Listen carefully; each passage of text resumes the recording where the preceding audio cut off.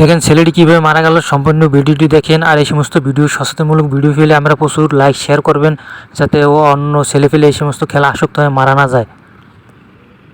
জানাজার সামনে নিয়ে কথা বলা উচিত না।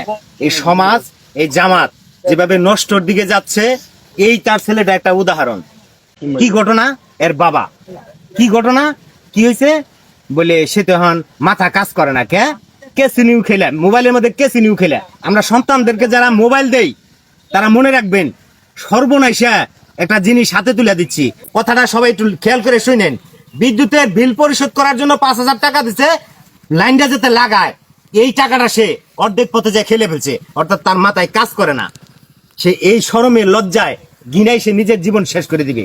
ট্রেনকে নষ্ট করে বলে মাদক যেমন নষ্ট করে, এই মোবাইলও তার একটা এফেক্ট। আমরা মোবাইল চালানোর একটা উপযুক্ত বয়স আছে, মোবাইল চালানোর একটা সময় সুযোগ আছে, কিচ্ছু মানি না।